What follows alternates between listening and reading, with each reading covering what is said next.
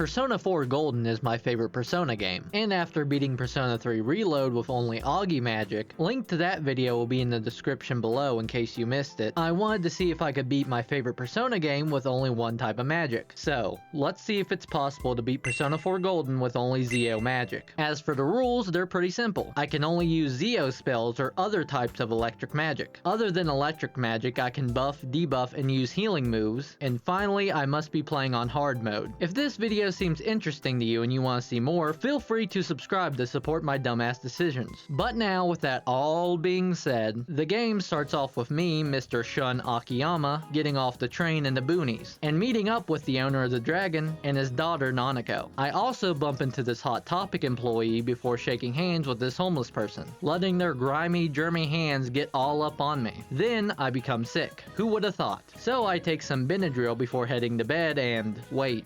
Where the hell am I? Anyway, the next day at school, I meet Green and Red, then Orange gets his ass kicked by Green, so now we can leave school. Or, so I thought, because suddenly this Redditor appears and asks Yukiko, that's Red's real name, if she wants to be his Discord kitten. Disgusted, she refuses, and this starts his quote-unquote Joker arc. What the hell did I just write in this script? Anyway, after scaring Fish Lips back into his basement, the three of us walk onto a crime scene, where Dojima is working. Then, back at home, the news states that the body of one Miss Mayumi Yamano was found at the scene. Anyway, the next day after school, we learn that Yosuke is down tremendously for this Saki girl. So Chie recommends he should take a look at the Midnight Channel, a special TV show that appears every rainy night at midnight, to see if his true love is really Saki. And speaking of TVs, when I get home, the news is interviewing the student that found the body, and she kinda looks familiar. But now, with it being midnight, I decide to check out the Midnight Channel. And yeah, the TV did just give me head, but now that I know I can enter the TV, all I need to do is find the bigger one. So, in the back of Junes, I decide to check it out. That was before Yosuke pissed himself, causing all three of us to fall inside the TV. But on the bright side, we get to meet peak fiction, and I better not see any Teddie slander in the comments. He's the only reason this challenge was possible anyway. Anyway, he tells us to stop throwing people into his world and he lets us out. Then back at home, it turns out Yosuke's girlfriend disappeared, but we kind of figure out where she is,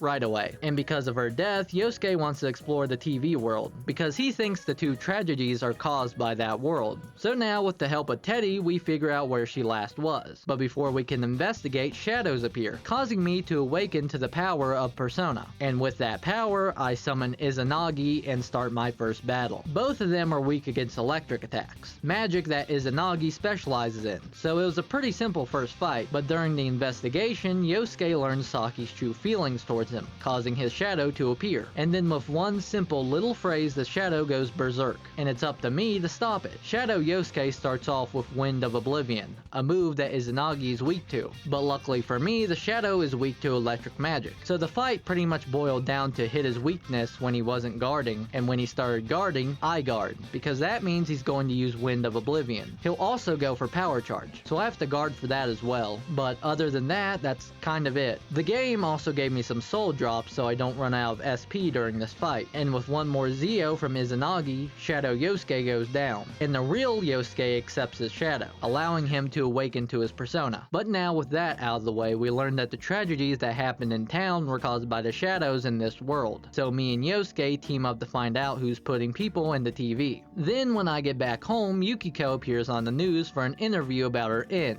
And then on the following day, I start my first social link of the game, the Magician Arcana with Yosuke. Now in this game, party member social links are useful, because they unlock special abilities in battle as well as new moves for your teammates. So I'll only be focusing on them during this run. But at school, it turns out Yukiko is missing, so we check the Midnight Channel and lo and behold, she's inside the television. But when me and Yosuke try to meet up and save her, we kinda, get arrested. Who would have thought the police would arrest someone for swinging weapons out in the open while killers are on the loose? But thanks to the Dojima family, me and Yosuke were let go.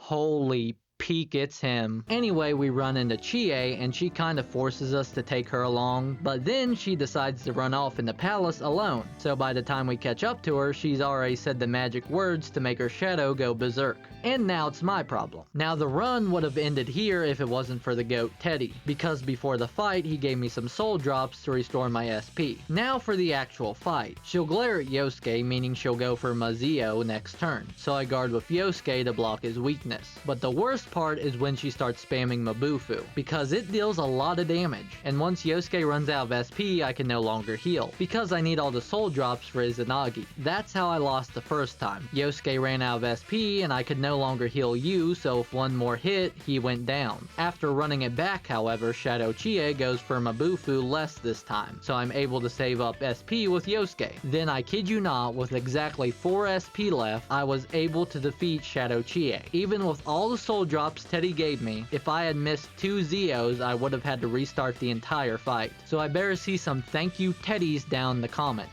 But now that Chie's shadow is down, she accepts herself and awakens to her persona. And now, because Chie's weakened, we call it a day. But not before I start to full social link with my entire team, which I become the leader of. Now before I save Yukiko, I need to defeat her palace's mini-boss, that being this knight that starts off with a power charge. So every time he went for one, I would just guard with my entire team. And when I wasn't guarding, I was raising my evasion and accuracy with Yosuke, raising my attack with Chie, and using Zeo with Yu. But I still ran into the problem of running out of SP. So I decided to fuse a better persona, Obarion, and then the next day I ran the fight back, keeping the same tactics as before, but this time I had Rakunda on Obarion, and more SP. So after a lot of Zeos, the Knight in Shining Armor went down. Then before I face off with Yukiko's Shadow, I made sure to get Obarion to level 15, so I could learn Electric Boost, a move that will be useful for the rest of the game. Then the next day we all watch in horror, as Yukiko says the magical words to her persona, so now it's time for the first real boss of the game. My tactics haven't changed for this fight either. I attack and lower its defense with Yu, and I buff with Chie and Yosuke. I also make sure to guard with Chie every chance I get so her weakness isn't struck. Then after a bit of damage is done, she'll stare passionately at Chie, meaning she's about to use Burn to Ashes, so I guard with the entire party. But then at about half health, she'll summon a prince to inflict ailments on the party, but it kept going after Chie, and because she was guarding, the move would always miss. Then after a little bit of damage was dealt, the prince would run away, starting the final stage of the fight, where she'll use Terror Voice against Yu and Yosuke, following up by Shivering Rondo to insta-kill said party member with fear. She kept going after Yosuke after I revived him, so I mean it was better than her going after Yu, but then out of nowhere Shadow Yukiko busts out a Burn to Ashes, knocking out both Yosuke and Chie. Then with her being one hit away from being defeated, she lands a Terror Voice on Yu, and just as I thought all hope was lost, the Shivering Rondo misses,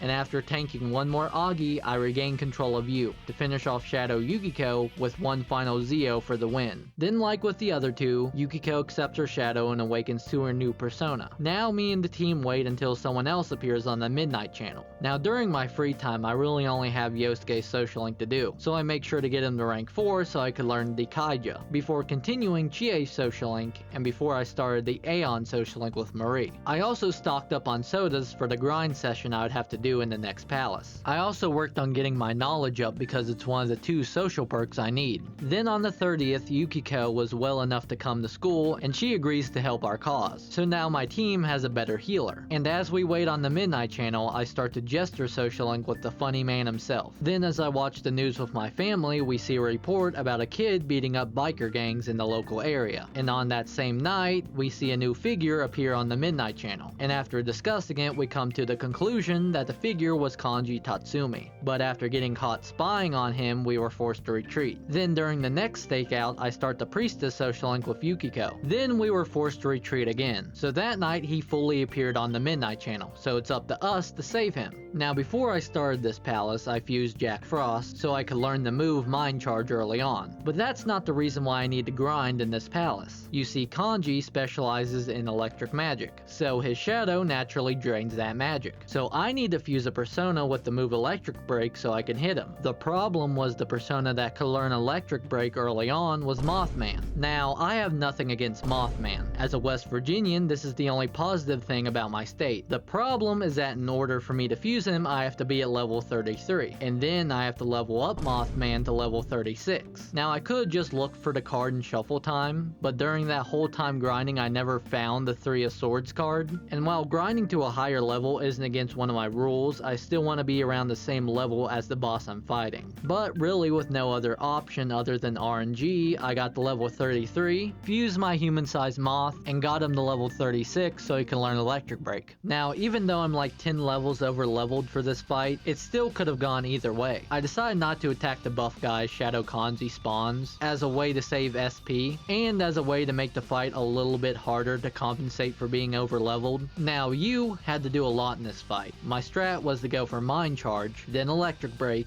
then Rakunda, and end things off with a Zyonga. Yosuke mostly guarded this fight, but when he didn't, I used him to nullify the buffs the buff guys would put on Kanji. Chie was still there to buff Yu's attack, and Yukiko was there to heal, and to remove the rage element that Shadow Kanji loved to go for. Speaking of Shadow Kanji, he really couldn't do much. Mothman would just reflect any electric type move, and Forbidden Murmur wasn't that bad because in this game, ailments wear off after a couple moves. The only real issue I had was running out of SP, but because every floor resets after you leave them, it means every chest reset as well. So I was able to find some soul food that gave me enough SP to finish off Shadow Kanji. Now with it gone, Kanji awakens to his persona and the cycle of waiting starts again. But now I can start my garden with Nanako, and here I can recover more SP thanks to the tiny soul tomatoes. As for social links, the beginning of this game has the most I need to do, like Marie's, Adachi's, Chie's, and Yukiko's. Then once Kanji is healed up, he joins the team, so I finally have another teammate who can attack. It's also here that we learn that the victims always appear on TV before they enter that world, so now we know what to look out for. I also max out the Magician social link with Yosuke, so now he can awaken to his new persona. Then a new person appears on the news, an idol named Rise that's apparently from this town and is moving back. So we go warn her about the dangers of the TV, and somehow she isn't really concerned that 3 insane guys are talking about murders caused by television, but anyway, she ends up back on it, so it's back to business as usual. Now if you're a true Piss Owner fan, you know that Rise's boss fight is staged. After you deal about 50% damage to her, the shadow will violate this poor pole and use the move Supreme Insight. Once she uses this, you won't be able to hit her anymore, so it's better just to guard until the goat Teddie sacrifices his own well-being and livelihood to save his friends from becoming human paste by knocking the shadow out in one hit. I'm just saying, a certain robot never did any of that. But anyway, Rise accepts her shadow, and boom, new teammate. But then Teddie develops an ego, something, Carl Jung's theory of personality. Anyway, he has a shadow, so you know what's up. Now, I said this in my last Persona 4 video, shameless plug if you want to go watch it, I'll link it below. But Shadow Teddie's fight isn't hard in terms of powerful moves, but the sheer tankiness of this boss is why it's so challenging. But at least now I have another teammate who can help me attack. The only problem is that Kanji's magic stat is kinda doo-doo, but I have to work with it for now. My strategy still has not changed one bit. I start off with Mind Charge, followed up by Rakunda, and then a nice fat Zyonga for a finisher. Yosuke still spams Sakuja on Yu to raise his evasion. Yukiko is of course there to heal, and finally Kanji can do a little bit of damage, so he's more useful than Chie at the moment. Now Teddie has this move called Nihil Hand that he'll charge up for, but if you just guard with your entire team, it really can't do anything. The only real threat Shadow Teddie has is Ma Rakunda, a move that lowers my entire team's defense, and his combo of Mind Charge into Mabufala. Now, I'll admit I was kinda dumb for keeping Mothman around. Not to badmouth the great holy moth, but the guy isn't the best at handling some light snowfall. And I'll admit I was a little miffed that I died when Teddie had less SP in his health bar than I had piss in my bladder. But after one bathroom break later, I went through the same song and dance with Shadow Teddie, but this time I came out on top. Teddie awakens to a persona, and I move up on his social link. Probably should have mentioned it when it started, but better late than never. Now during my free time, I start the Emperor social link with Kanji, and I got to rank 6 with funny man Adachi, so I don't have to worry about him for the time being. But then on the 10th, we find out out we might have failed to protect someone, and the victim turns out to be Teacher of the Year, King Moron. So we go find Ted to see if anyone was thrown inside the TV, but he's straight chilling right now, so after one quick chill session, Teddie says no one was thrown inside the TV. Then he proceeds to get naked, revealing the whole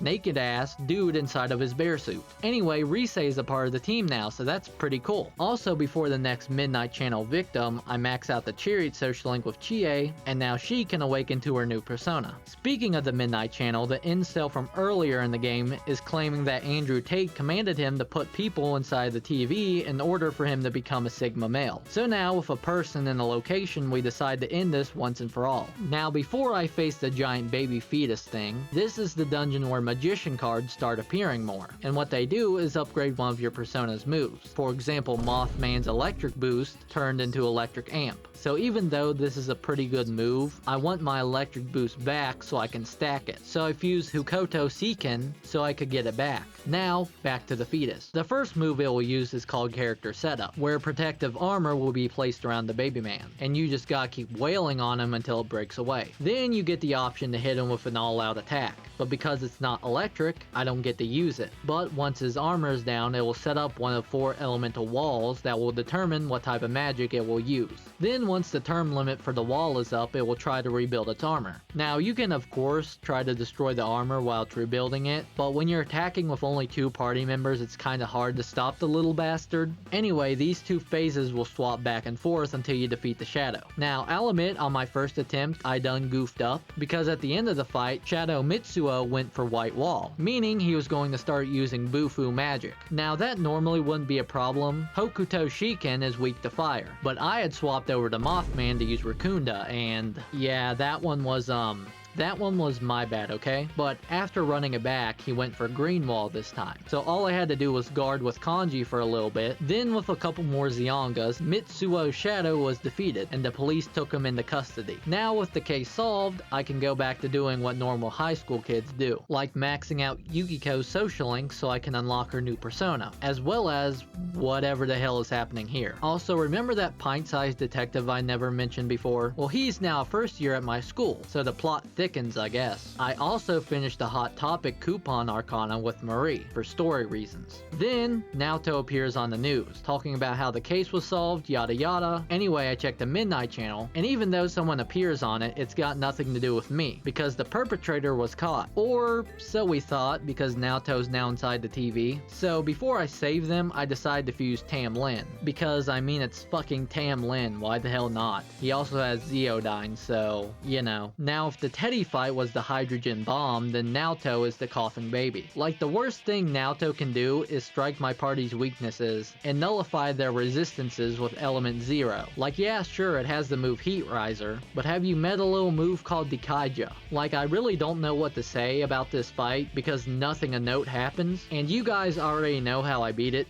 so yay, Naoto gets a persona now. But because the case is back on, I decided to prepare by maxing out the Emperor social link with Kanji so I can unlock his new persona, as well as I really didn't do that much else, honestly. I mean, I drunk some coffee for some skill cards, but that's about it. Anyway, after a bit more time, Naoto is feeling better, so she joins the party. But she's not in my main lineup just yet. But nothing really happens leading up until the next rainy night. The only thing of note I can think of is that I took Yukiko to the hot springs so she could learn Matarunda. I also started the Fortune social link with Naoto. This will be the last social link I'll be doing in this game, so yeah. Also, Naoto learned some pretty damn good moves like the Invigorate skills and Mind Charge. But anyway, I then get some fan mail, but it turns out it's from the criminal we've been chasing after. And of course, my dumbass opens it right in front of the detective investigating the case. So that's one way to land yourself in jail for the night. But that's not the worst part, because Nanako appears on the Midnight Channel, and she's Home Alone 2 lost in New York at the moment. But by the time Naoto gets to the house, she's gone. So now, with everyone at the station, we rack our brains together trying to figure out who could have done it. So after mentions of a delivery truck, Adachi checks the list of suspects, and finds one that fits the bill. Taro Namatame, a person who had close ties to the first victim. It also seems like Dojima was onto the same line of thinking as us, because as he was giving chase to Namatame, he was shot badly by Nishikiyama and had had to be run to the hospital. I swear this was the last Yakuza joke, I promise. But now it's up to us to save Nanako. So when we confront Namatame, he starts eating up shadows like your mother, because she's obese. But anyway, he turns into Kunino-sagiri, and this starts one of my favorite boss fights in the entire series. For the first phase of the fight, it will just go for random magic attacks to try to strike your party's weaknesses. But speaking of my party, they now have some cracked moves. Yosuke can now raise the accuracy and evasion of the whole party now. Yukiko can now lower the enemy's attack,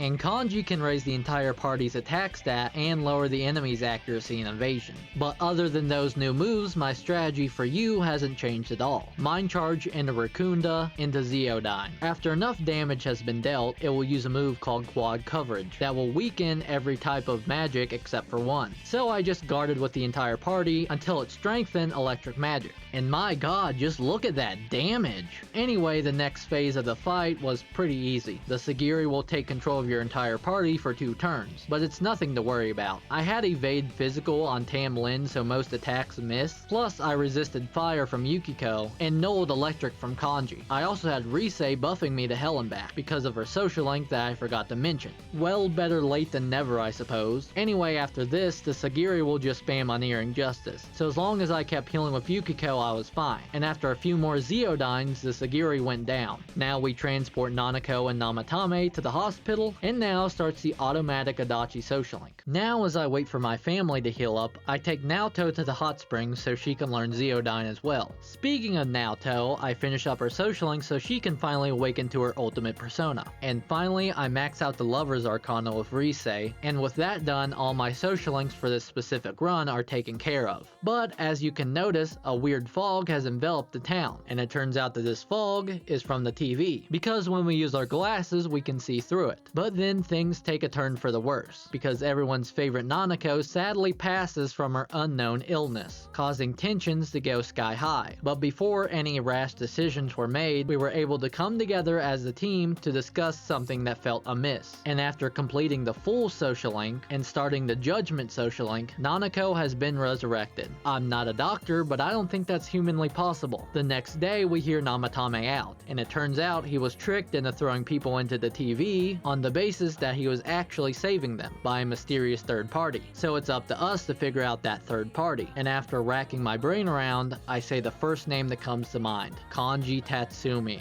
It was apparently wrong, so I went with my second choice, Toro Adachi, but I don't know if I want to rat the funny little guy out or not. But I decided to do it anyway, locking me into the good ending. And after confronting Adachi in the hospital, he ends up skedaddling away, and jumps into a TV, so tomorrow we can finally put an end to this. Oh yeah, Teddie comes back after getting lost in the sauce, and now with him we can hear Adachi's evil villain monologue. Or you can just listen to any 3 Days Grace song, and get the same effect. And to show Adachi that I wasn't playing around, I fused this broken ass Thor, and got the ultimate electric type move, Thunder Rain, from it. All that was left was to get Barong and Alice, to get Invigorate 2 and Mind Charge, by drinking coffee. Then all I need was a Magician card from Shuffle Time to get Invigorate 3. Now my Thor looks even beefier than before. Adachi was... yeah, Adachi did not put up a fight at all, man. Little bro got washed, dried, and folded. The worst he could do was Evil Smile and the Ghastly Wail, but Rise would just heal the ailment before I could even move. So yeah, on to Ameno-sagiri. And this fight was easier than expected. Every time I played this game, I've always lost at least once to this fight.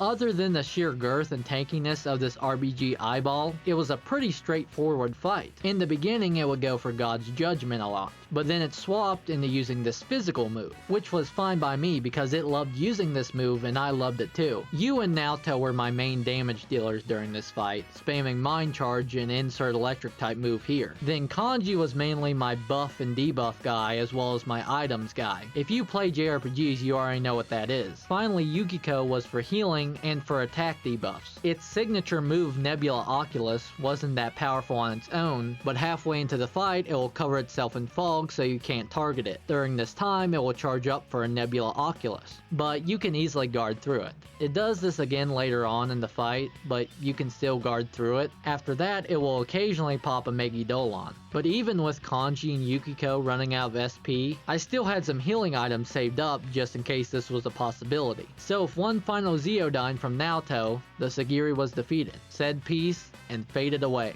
leaving Adachi in its place. So now with the culprit in cuffs, I can finally return to being a normal high school student, right? Well, a certain Hot Topic employee would have to disagree. The Marie fight is, well, how should I put this? If Shadow Teddie was the hydrogen bomb, and Shadow Naoto was the coughing baby, that makes the Marie fight the baby with hypothermia. But I'm getting way ahead of myself, because I unlocked the ultimate forms of all my party members' personas before this fight. The most important one being Naoto's, because her move Shield of Justice is the only one I used in this run. But yeah, back to the hypothermia. The whole point of this boss is to use break items you find throughout the dungeon. But if you have electric break like Kanji, it makes the fight go by so much faster. Like yeah, sure she has a move that drains your SP, but you can easily heal that back up thanks to the items from the dungeon. Plus that move deals damage to her like, this is more of an interactable cutscene than it is a fight. But yeah, I defeated it and saved Marie. Yippee. Then after a couple months pass, it's time for me to leave Inaba. But before I do, me and the team reminisce about the past year and wonder,